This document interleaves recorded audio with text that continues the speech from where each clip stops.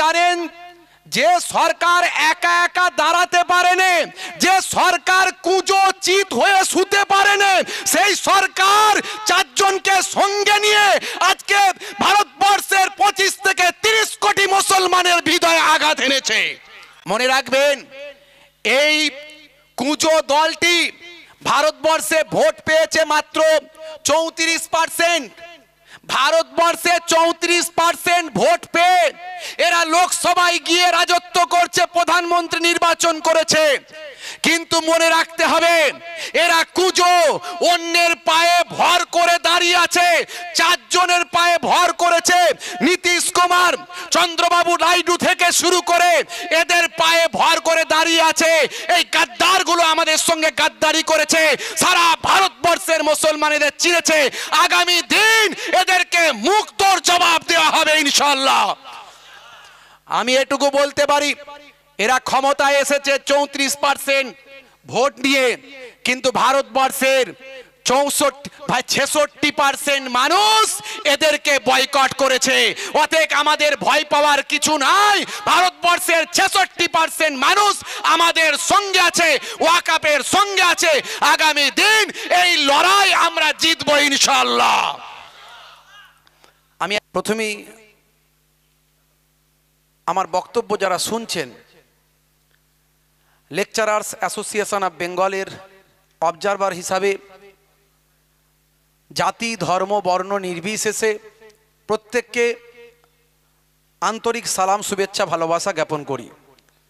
Lecturers association of Bengal, যাদেরকে আপনারা ওয়াজের ময়দানে দেখেন, যাদেরকে দাওয়াত করার জন্য বছরের পর বছর আপনাদের অপেক্ষা করতে হয়, এই রকম প্রায় 100 জন আলেম নিয়ে গঠিত হয়েছে লেকচারার্স অ্যাসোসিয়েশন অফ বেঙ্গল। অনেকে আজকে আসতে পেরেছেন, অনেকে আসতে পারেননি, অনেকে এসে চলে গেছে।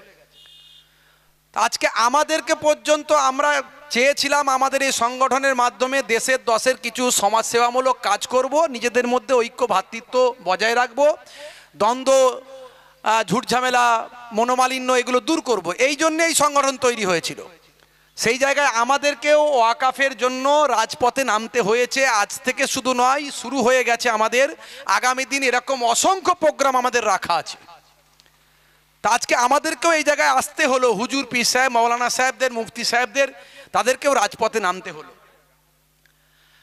আমি প্রথমেই বলবো, এই লড়াইটা হিন্দু, মুসলমান, খ্রিস্টান, জৈন এসবের মধ্যে নয়। এই লড়াইটা সংবিধানকে কেন্দ্র করে লড়াই। ওয়াকাফের সম্পত্তি আমাদের পূর্বপুরুষদের রেখে যাওয়া সম্পত্তি, মুসলমানদের অধিকারে থাকবে, তারা ইউটিলাইজ করবে, ব্যবহার করবে। তাদের আফটার জেনারেশন, দুস্থ অসহায় মানুষেরা সমাজের মূল স্রোতে আসবে। এই জন্যে ওয়াকাফের সম্পত্তি। সেটা কোথায় লেখা আছে? সেটা সংবিধানে লেখা আছে, আর্টিকেল 14, আর্টিকেল 25, 26। এখানে আমার ধর্ম পালনের স্বাধীনতার কথা সংবিধানে উল্লেখ আছে।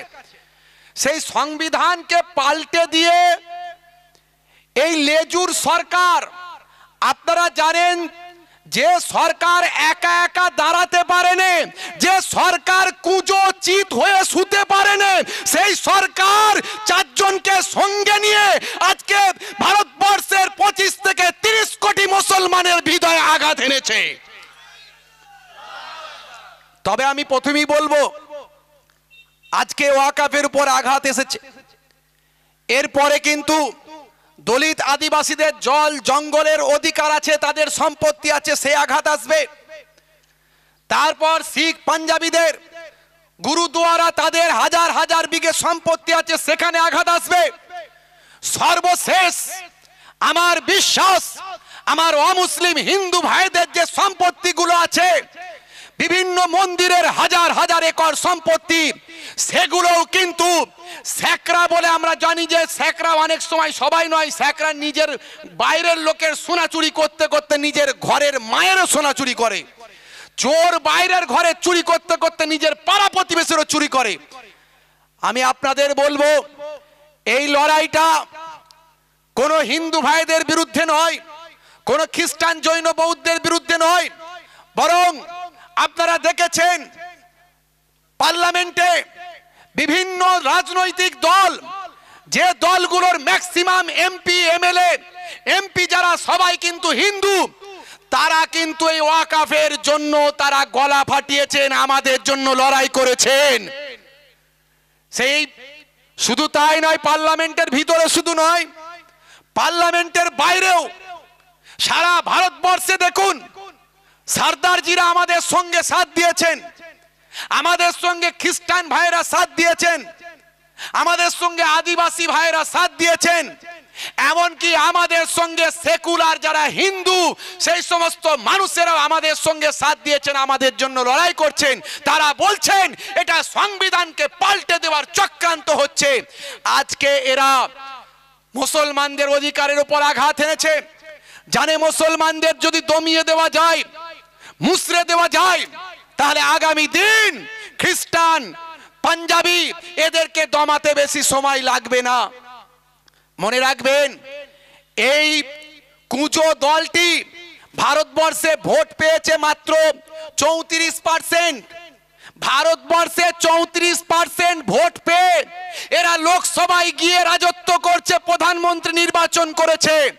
কিন্তু মনে রাখতে হবে, এরা কুঁজো, অন্যের পায়ে ভর করে দাঁড়িয়ে আছে। 4 জনের পায়ে ভর করেছে, নীতিশ কুমার, চন্দ্রবাবু নাইডু থেকে শুরু করে এদের পায়ে ভর করে দাঁড়িয়ে আছে। এই গাদ্দারগুলো আমাদের সঙ্গে গাদ্দারি করেছে, সারা ভারতবর্ষের মুসলমানেদের চিনেছে। আগামী দিন এদেরকে মুক্তর জবাব দেওয়া হবে ইনশাআল্লাহ। আমি এটুকু বলতে পারি, এরা ক্ষমতায় এসেছে 34% ভোট নিয়ে, কিন্তু ভারতবর্ষের 66% মানুষ এদেরকে বয়কট করেছে। অতএব আমাদের ভয় পাওয়ার কিছু নাই। ভারতবর্ষের 66% মানুষ আমাদের সঙ্গে আছে, ওয়াকাফের সঙ্গে আছে। আগামী দিন এই লড়াই আমরা জিতবো ইনশাআল্লাহ। আমি আপনাদের কাছে বলতে চাই খুব সংক্ষেপে দু একটি কথা। আমরা টুপি সবাই মাথায় দিয়ে ওয়াকাফের মিটিংয়ে আসতে হবে এমন কথা নয়। এটা শুধু মুসলমানদের জন্য নয়, সংবিধান শুধু মুসলমানদের নয়।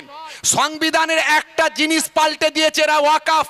এরকম হাজারো জিনিস সংবিধান আছে, পাল্টে দেবে নিশ্চয়। প্রত্যেকটা মুসলমানের ইমানি দায়িত্ব এরকম মিটিং মিছিলে অ্যাটেন্ড করা এবং ওয়াকাফের জন্য লড়াই করা।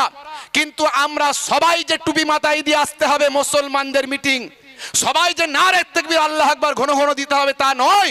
কারণ আমাদের সঙ্গে হাজার হাজার লক্ষ লক্ষ ভাই আমার হিন্দু, খ্রিস্টান, ভাই আমার শিখ, পাঞ্জাবি তারা অংশগ্রহণ করছে। তাদেরকেও বুঝিয়ে দিতে হবে আমরা শুধু ওয়াকাফের জন্য লড়ছি না, আমরা লড়ছি ভারতবর্ষের সংবিধানকে বাঁচানোর জন্য।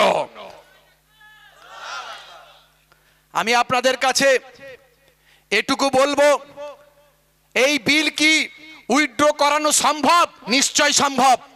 একটুকু বলে শেষ করছি, শুনে নিন। উঠবেন না, বুঝতে পারছি অনেকক্ষণ আপনারা ধৈর্য ধারণ করেছেন। এই বিল কি উইথড্র করানো সম্ভব? সম্ভব। যদি আমরা সম্ভব করাতে পারি, মোদি সরকার কেন, হাজারো মোদি মাথা নত করে এই বিল উইথড্র করতে বাধ্য হবে। সেই দিন খুব সামনে আসছে। যদি আমরা পারি, কারা কারা পারবেন হাত তুলে দেখান ইনশাআল্লাহ।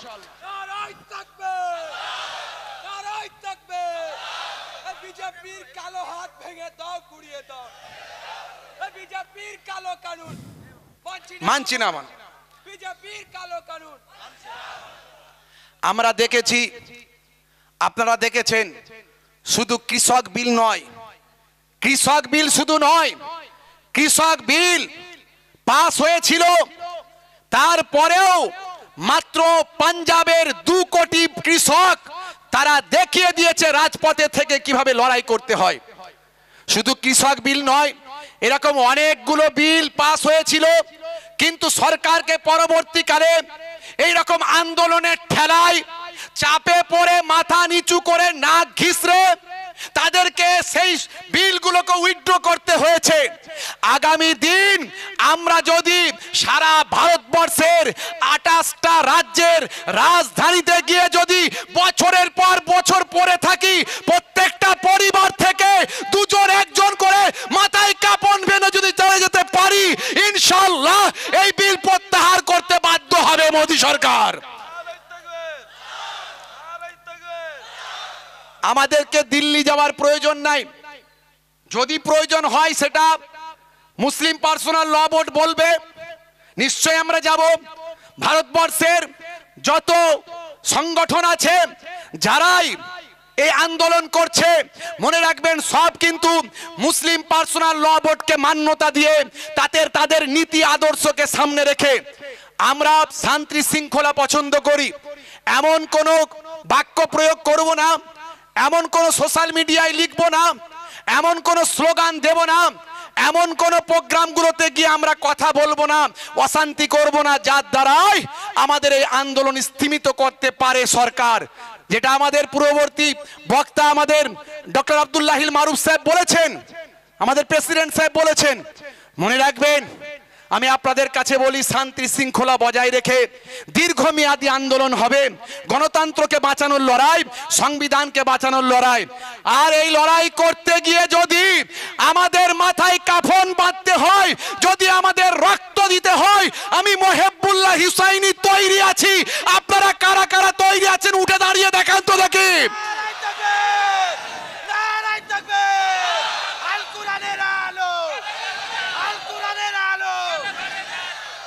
মাশাআল্লাহ, এই ওয়াকাফের কালা কানুন মানছি না, মানবো না।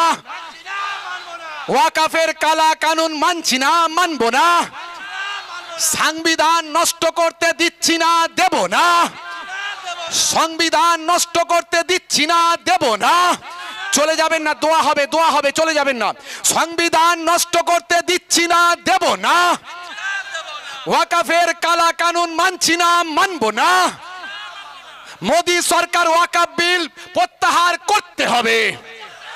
মোদী সরকারের ওয়াকাফ বিল প্রত্যাহার করতে হবে, করতে হবে, করতে হবে। আন্দোলন দিকে দিকে ছড়িয়ে দাও, ছড়িয়ে দাও, ছড়িয়ে দাও, ছড়িয়ে দাও। সাংবিধানিক আন্দোলন দিকে দিকে ছড়িয়ে দাও, ছড়িয়ে দাও, ছড়িয়ে দাও। যারা আমাদের সঙ্গে আছে আমরা তাদের সঙ্গে আছি, সঙ্গে আছি, সঙ্গে আছি। যারা আমাদের সঙ্গে আছে আমরা তাদের সঙ্গে আছি, সঙ্গে আছি, সঙ্গে যারা আছি। সুপ্রিম কোর্টে লড়াই করছে আমরা তাদের সঙ্গে আছি, সঙ্গে আছি, সঙ্গে যারা আছি। সুপ্রিম কোর্টে কেস করেছে আমরা তাদের সঙ্গে আছি, সঙ্গে আছি, সঙ্গে যারা আছি। সুপ্রিম কোর্টে মামলা করেছে আমরা তাদের সঙ্গে আছি। সঙ্গে আছি, সঙ্গে আছি। ধন্যবাদ সকলকে যারা আজকে এসেছিলেন।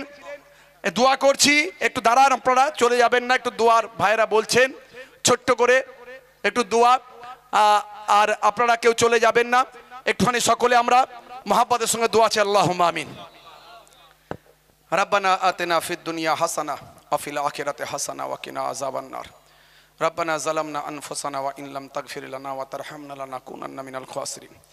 এ রাব্বি আল্লাহ, লেকচারার্স অ্যাসোসিয়েশন অফ বেঙ্গল, বাংলার খ্যাতনামা বিখ্যাত প্রায় 100 জন আলেম ওলামাদের নিয়ে দেশের দশের উপকারের জন্য এই সংগঠন গঠিত হয়েছিল, দীর্ঘদিন ধরে কাজ করছে। আজ অন্যায়ের বিরুদ্ধে পথে নেমেছে। আয় আল্লাহ তাআলা, এই পথে নামাকে কবুল করে নিন, এটা আমাদের সওয়াবের হকদারের মধ্যে করে দিন আমাদের। আয় আল্লাহ, আমাদের কালা কানুন যেটা করা হয়েছে আমাদের বিরুদ্ধে, ওয়াকাফের বিরুদ্ধে, কালা কানুন প্রত্যাহার যেন হয়, এই তৌফিক দান করে দেন আল্লাহ। এই সংবিধানকে রক্ষা করার জন্য আমরা যেন জাতি ধর্ম বর্ণ নির্বিশেষে সকলে এগিয়ে আসতে পারি, এই তৌফিক আমাদের দান করুন আল্লাহ। মুসলমানের ভালো করুন, হিন্দু ভাইদের ভালো করুন, খ্রিস্টান জৈন বৌদ্ধের ভালো করুন, সারা পৃথিবীর মানুষের ভালো করুন, সারা পৃথিবীর মানুষকে আপনাকে আপনার রাসূলকে চেনার তৌফিক দান করুন আল্লাহ। আমিন আমিন আমিন। বাহাক কালিমাতু লা ইলাহা ইল্লাল্লাহু মুহাম্মাদুর রাসূলুল্লাহ। আসসালামু আলাইকুম ওয়া রাহমাতুল্লাহ।